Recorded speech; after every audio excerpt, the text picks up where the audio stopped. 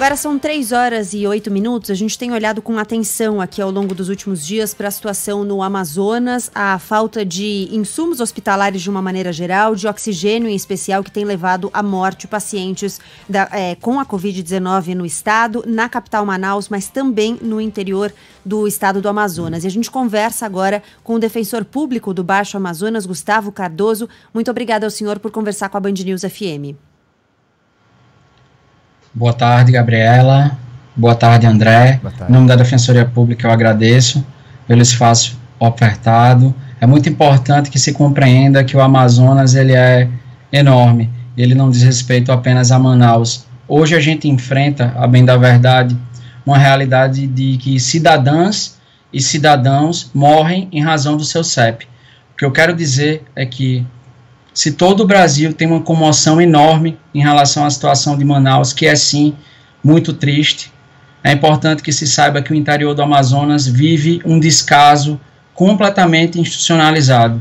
O interior do estado do Amazonas também pede socorro. Queria perguntar, bom, antes de a gente começar de fazer uma pergunta, só para a gente entender exatamente, quando a gente está falando do Baixo Amazonas, a gente está falando de 3 municípios, Parintins, Barreirinha e Amundá? O Baixo Amazonas, na verdade, Gabriela, compreende pela atuação da Defensoria Pública Iamundá, Barreirinha e Parintins, mas também pega uma parte de região do próprio Pará e é uma região bem extensa, bastante conhecida pela felicidade no povo brasileiro, mas que hoje enfrenta, infelizmente, de uma maneira institucionalizada e sistêmica, uma grande tragédia de ordem humanitária, de saúde social. O senhor pode explicar para a gente, por gentileza, como é o trabalho da Defensoria Pública, como a Defensoria Pública tem atuado nesses casos de pacientes que precisam ser transferidos, até nessa questão de remanejamento, né, das demandas e as relações entre as pessoas e os equipamentos hospitalares, os equipamentos de saúde na região? Com certeza. O primeiro ponto é que, para falar do interior do estado do Amazonas, de qualquer cidade, a gente precisa trazer a informação absurda de que nenhum dos 61 municípios do interior do estado do Amazonas dispõe de leito de UTI. O que acaba acarretando que, para cidadãs e cidadãos continuarem lutando pela própria vida em caso de agravamento, eles precisam de uma remoção. Ou para a capital de Manaus ou para outro estado.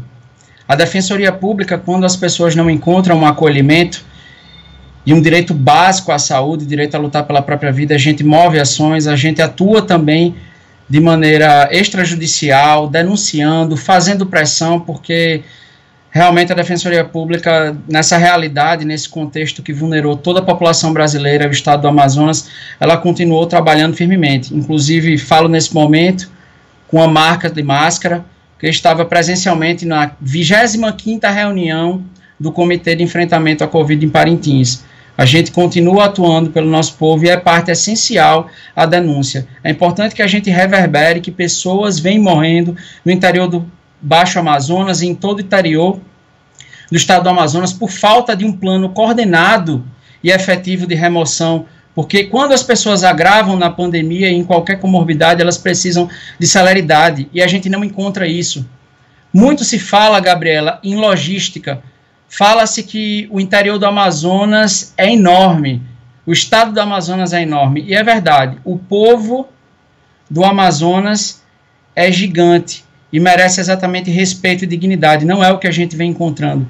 Chegamos hoje a um número alarmante, a partir de uma verificação da Defensoria Pública, em várias cidades do interior do Amazonas, de 31 pessoas, pelo menos, catalogadas que morreram por falta de oxigênio, um insumo básico. Isso é inadmissível. Não há qualquer oposição de argumento de gestão que consegue compelir uma tragédia dessa.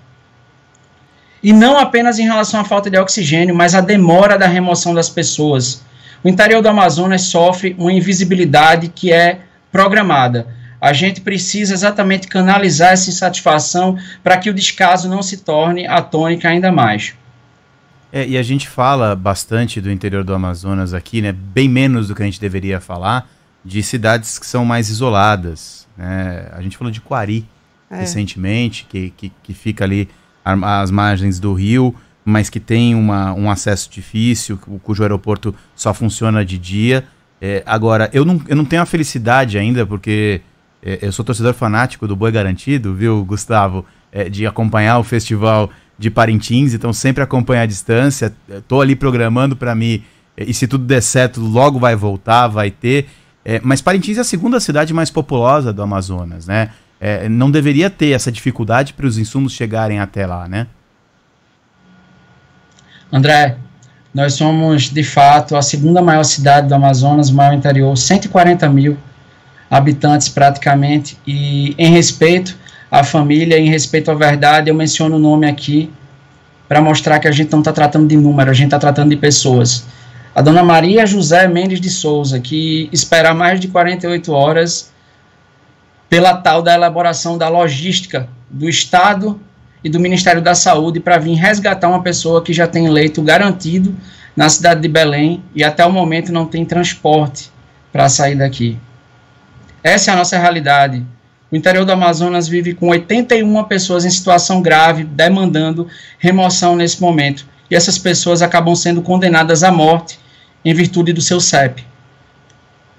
É preciso muito além de um SOS Manaus, SOS Amazonas.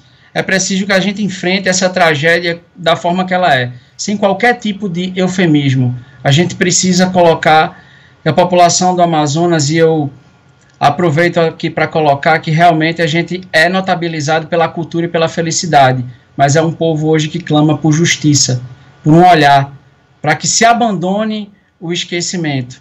E o hino do Amazonas, ele fala que só a esperança, melhor dizendo, só triunfa a esperança que luta, André. Mas para o povo continuar tendo esperança, a institucionalidade e as gestões precisam permitir que a gente lute. Quantas pessoas o senhor falou que nesse momento aguardam essa transferência? 81 pessoas no estado do Amazonas, e a gente tem 4 pessoas entubadas, Gabriela, aqui na cidade de Parintins, esperando leito e ou transporte. E quando a gente aciona o Estado fala em logística. E aí eu queria utilizar também um dado que o André colocou sobre a extensão. É verdade, nessa hora se fala que o estado do Amazonas tem 1.500.000 quilômetros, que a gente tem 4.200.000 pessoas, dentre elas não se fala quase metade do interior do Amazonas, mas eu pergunto, o tamanho do estado do Amazonas e a população do estado do Amazonas nasceu agora? De 2020 para 2021. Descobriram hoje, esse é um desafio que já é íncito. Quando se assume uma gestão, é no ônus e no bônus. A gente não vai admitir que famílias percam, a gente não tem como garantir pela Defensoria Pública a vida de ninguém numa atuação, mas a dignidade é o mínimo que a gente espera, que as pessoas tenham um direito inalienável de lutar pela própria vida. E vamos denunciar, tomar todas as medidas que forem necessárias e continuar com a perspectiva de que a Defensoria é do povo, Gabriela e André. Sem dúvida. Última pergunta da minha parte, queria perguntar ao senhor se vocês conseguem identificar nesse trabalho qual é a principal falha, onde é que está acontecendo o principal vazio de gestão, de mobilização, por que isso está acontecendo? Gabriela, 3 pontos são essenciais. Falta de transparência quanto a colocar exatamente o tamanho da crise e fazer uma interlocução interestadual, nacional, um abandono em plano federal de discurso também, é preciso que se diga, porque o discurso também mata. A questão da gente não ter leito de UTI em 2021 e a dificuldade na elaboração de um plano objetivo de evacuação do nosso povo, que também é gente, que também morre, e que também vive, que também tem nome, que também trabalha, que também contribui com o imposto. E um descaso absurdo de se permitir que pessoas venham a falecer com falta de oxigênio. É inadmissível na nossa ótica que se diga que a pandemia não tem o tamanho que a gente previa. Bem, a pesquisa séria desse país e a ciência já colocou que a segunda onda, ela não apenas era possível, como era provável. Então, jamais a gente vai admitir que para justificar o abandono e a morte de cidadãs e cidadãos se coloque um argumento falacioso. É muito triste, a segunda onda veio e, como todo mundo previa, como disse o Gustavo Cardoso, defensor público do Baixo Amazonas, veio de forma muito mais generalizada e muito mais avassaladora. Então tínhamos de estar preparados, tem toda a razão. Obrigado.